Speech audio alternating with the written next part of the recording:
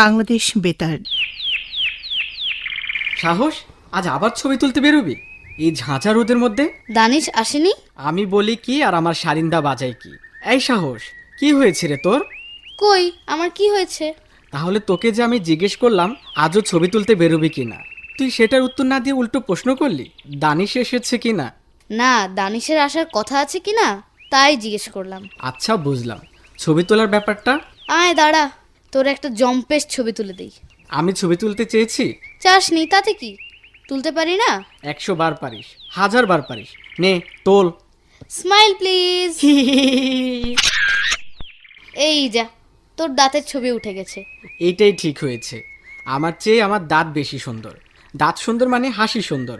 আর জানিস তো, যার হাসি সুন্দর সে সৌভাগ্যবান, যার হাসি সুন্দর না সে দুর্ভাগা। হ্যাঁ, তোকে বলেছে। কোত্থেকে যে এইসব কথা আমদানি করিস ধীর, আল্লাহই জানে। দেখ, আর যাই আমদানি করা যাক না কেন, কথা আমদানি করা যাবে না। কারণ খাঁটি বাংলা ভাষা বাংলাদেশ ছাড়া কেউ রপ্তানি করতে পারবে না। বাংলাদেশে দাঁড়িয়ে আমি বাংলা কথা আমদানি করব কোত্থেকে রে? হ্যাঁ, তোর এই কথাটা মানতে পারলাম না। যুক্তি দে। কথা হলো বচন, এটা যে কোনো দেশ, যে কোনো ভাষা থেকে আমদানি করা যায়, শুধু নিজের ভাষায় অনুবাদ করে নিতে হয়, বুঝলি? ভাষাও আমদানি করা যায়। এই যেমন আমরা ইংরেজিদের কাছ থেকে ইংরেজি, আরব দেশ থেকে আরবি আর ফার্সি ভাষা আমদানি করেছি। আরবি ইংরেজি না হয় বুঝলাম, ফার্সি আমদানি করা হলো কবে? তুই জানিস না, মুসলিম শাসনামলের 600 বছর বাংলার দাপ্তরিক ভাষা ছিল ফার্সি। ও জানবি কোত্থেকে, তোর তো ইতিহাসে আগ্রহই নেই। ঠিকই বলেছিস, ইতিহাসে পাতিহাস, অঙ্কেতে গোল, ভূগোলেতে মাথা নেই, হয়েছি পাগল। এটা ভালোই বলেছিস। এই সরি দোস্ত, দেরি হয়ে গেল। আসলে মামাই আসতে দেরি করেছেন। এনেছিস? এনেছি, এখানে নিবি? এখানেই ভালো, দে। এই নে, পুরোটা আছে। 20? বিষ? এই তোরা বিষ দিয়ে কি করবি? কাকে মারবি? ধুর বোকা, এই বিষ সেই বিষ না, এই বিষ মানে 20। সাহস, দে ক্যামেরাটা। বাবা, মামাকে অনেক কষ্টে রাজি করিয়েছি। নে ধর, মামাকে বলবি আমার খুব প্রিয় ছিল ক্যামেরাটা। প্রিয় ক্যামেরাটা কেন বিক্রি করলি বুঝলাম না, কিছু বললিও না। বলবো, খুব তাড়াতাড়ি জানতে পারবি। থ্যাংক ইউ দোস্ত, থ্যাংক ইউ ফর এভরিথিং।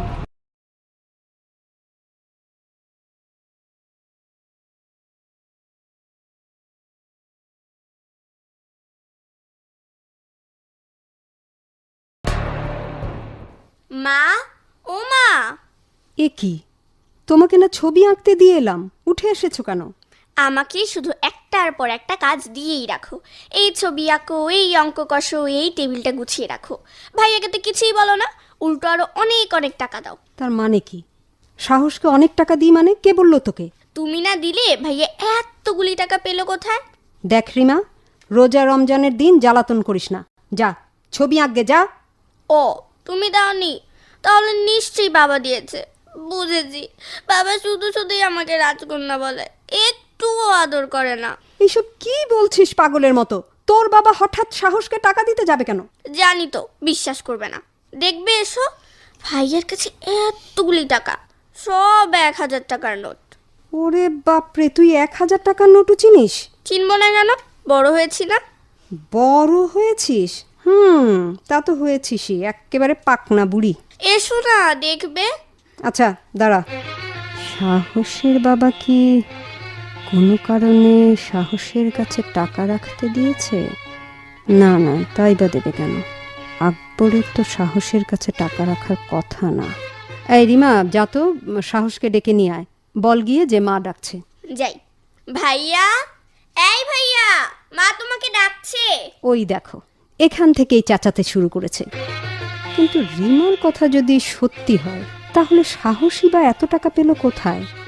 আকবর সাহসের কাছে টাকা রাখতে দেবে না, মনে হয় না। আচ্ছা দেখা যাক, সাহস আসুক আগে, জিজ্ঞেস করেই দেখি। মা ডেকেছো? হ্যাঁ শোন, রিমা বলল যে তোর কাছে নাকি অনেক টাকা। হ্যাঁ। কার টাকা সাহস? আমার। তোর? তোর মানে কোথায় পেয়েছিস? মা আমি জানি এই একই জবাব আমাকে বাবার কাছেও দিতে হবে। তাই বলছি কি, একটু ধৈর্য ধরো, বাবা বাসায় আসুক, সন্ধ্যায় একবারে সব শোনো। আচ্ছা। আমি সব বলবো, কোনো কিচ্ছু লুকোবো না। এখন আমাকে একটু বাইরে যেতে হবে, আমি একটু আসছি মা। আচ্ছা যা। না, ব্যাপারটা ভালো ঠেকছে না। রিমা, হ্যাঁ একটু এদিকে এত। বলো ভাইয়া। আমার কাছে এত টাকা আছে এ কথা মাকে বলতে গেলি কেন? আর কাউকে বলবি না কিন্তু, খবরদার। আচ্ছা।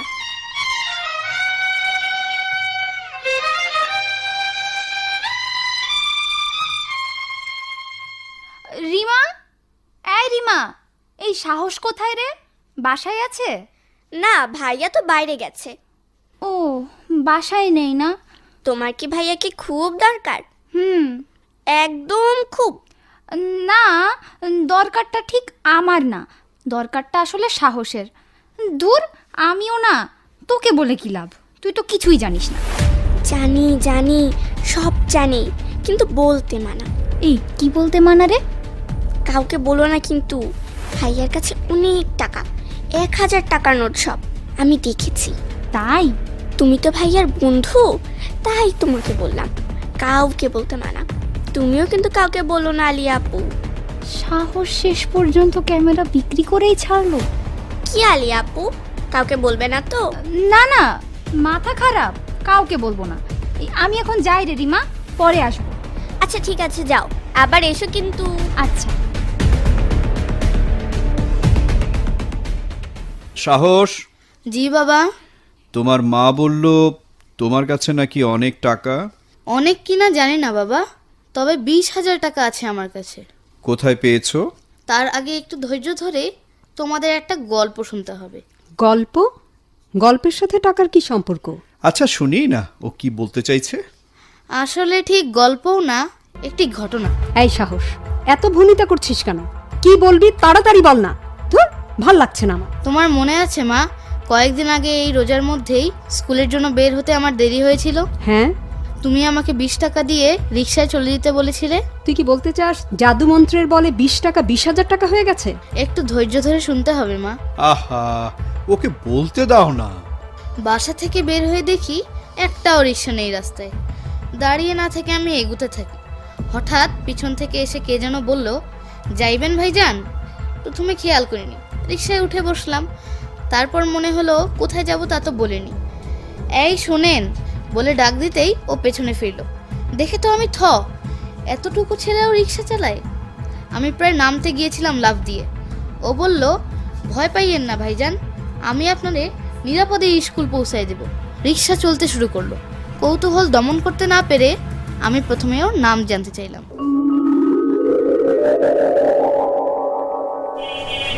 এই, তোমার নাম কি? চেঁচানি। সে কি, চেঁচানি আবার কারো নাম হয় নাকি? খুব হয়, এই যে আমার নাম চেঁচানি। পৃথিবীতে তুমি ছাড়া আর কারো চেঁচানি নাম আছে বলে আমার মনে হয় না। এটাই তো ভালো, আনকমন। রিকশা চালানো আগে তুমি কি করতে? স্কুলে পড়তাম। স্কুল ছেড়ে দিলে কেন? হঠাৎ ঠাড়া পড়ে বাবা মারা গেলেন, লেখাপড়া আর হইল না। ঠাড়া পড়ে মানে? ও, আপনি তো শহরে মানুষ, ঠাড়া বুঝবেন না। ঠাড়া হইল বজ্রপাত। আহারে, আচ্ছা তুমি কতদিন ধরে রিকশা চালাও? এই যে বছর দেড়েক হবে। এখানেই? না, আগে গ্রামে চালাইতাম, এখানে আসছি 2 মাস হইছে। আমাদের এই শহর তোমার কেমন লাগে? ভালো না, বড় কষ্ট, খাটনি বেশি। রাস্তায় বড় বড় গাড়ি চলে, ভয় লাগে। মানুষের মধ্যে মায়া দয়াই নাই। এই ঈদে বাড়ি যাবে না? কার কাছে যাব? তোমার মা? সে তো চলেই গেছে আমার জন্মের সময়। তোমার তো ভারী দুঃখ। আর দুঃখের কথা কি বলবো ভাই। আচ্ছা তুমি থাকো কোথায়? ওহাব কলোনি। ও, কাছেই তো। একা একা থাকতে তোমার কষ্ট হয় না? হয়, তবে একটা গান আছে, সেই গানটা গাইলে শান্তি পাই। তুমি গান জানো? একটু একটু। গাও তো দেখি। আমি জন্ম থেকেই জ্বলছি। এক কাজ করো চেঁচানি, রিক্সাটা তুমি নদীর পাড়ে নিয়ে চলো। কেন, স্কুলে যাইবেন না? ইচ্ছে করছে না, তোমার গান শুনতেই ইচ্ছে করছে। না না, স্কুল কামাই দেয়া যাইব না, দরকার হলে স্কুলে যাইতে যাইতে শুনেন। আমি জন্ম থেকেই জ্বলছি, আমি একা একা চলছি।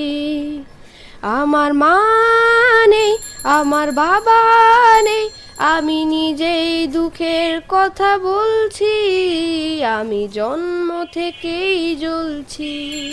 বাহ, তুমি তো সুন্দর গাও। গান শিখলে তুমি অনেক বড় শিল্পী হতে পারবে। কি যে কন ভাইজান, রিক্সাওয়ালার আর কে গান শিখাইব? আমি যদি শিখাই? আপনি গান গাইতে পারেন? না না, তুমি ভুল বুঝছো। আমি বলতে চাইছি, আমি যদি তোমাকে গান শেখার সব ব্যবস্থা করে দিই। পারবেন ভাইজান? আচ্ছা, চেষ্টা তো করি। আপনার অনেক মায়া, আপনারা আমার খুব মনে ধরছে। আপনি ব্যবস্থা করলে আমি গান শিখব।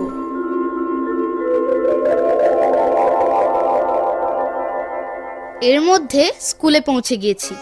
আমি ওর ঠিকানা জেনে নেই, পরে ওর সাথে দেখা করে ওর আরও গান শুনি। আমার খুব ভালো লাগে ওকে। আমার বন্ধু দানিশ আর আলিয়াও একদিন গিয়েছে আমার সাথে, ওদেরও খুব ভালো লেগেছে ওকে। তা তো বুঝলাম, কিন্তু টাকা? আমার খুব ইচ্ছা হয় নিজের টাকা দিয়ে চেঁচানিকে একটা হারমোনিয়াম কিনে দেই। তুমি তো আয় রোজগার করো না, তোমার নিজের টাকা আসবে কোথা থেকে? সেই জন্যই তো আমি আমার ক্যামেরাটা বিক্রি করে দিয়েছি 20,000 টাকায়। কি সর্বনাশ! হায় হায়, শুনেছ আকবর? তোমার ছেলের কথা শুনেছ? বাবা, ছেলেটা খুব মেধাবী কিন্তু দুঃখী। ওকে আমি কথা দিয়েছি গান শেখার জন্য একটা হারমোনিয়াম কিনে দেব। ছেলেটা দারুণ গান গায়, কিছুদিন শিখতে পারলে প্রতিষ্ঠিত হয়ে যেতে পারবে, আমার বিশ্বাস। ক্যামেরাটা তুমি আমাদের জানিয়ে বিক্রি করতে পারতে, বা তোমার ইচ্ছের কথা আমাকে জানাতে পারতে, আমি ব্যবস্থা করে দিতাম। আগে জানালে তুমি ক্যামেরা বিক্রি করতে দিতে না, তাহলে তো আমার তৃপ্তি হতো না বাবা। আমি আমার প্রিয় জিনিসটার বিনিময়ে ইচ্ছে পূরণ করতে চেয়েছি। সাহস, তোমার জন্য আমার খুব গর্ববোধ হচ্ছে বাবা। এমনই থেকো চিরদিন, বড় হয়ে বদলে যেও না।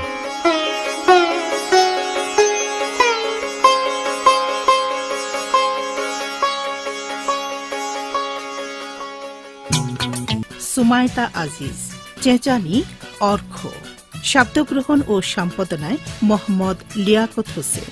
আকবর চরিত্রে অভিনয় ও নাটকটি প্রযোজনা করেছেন ডক্টর মোহাম্মদ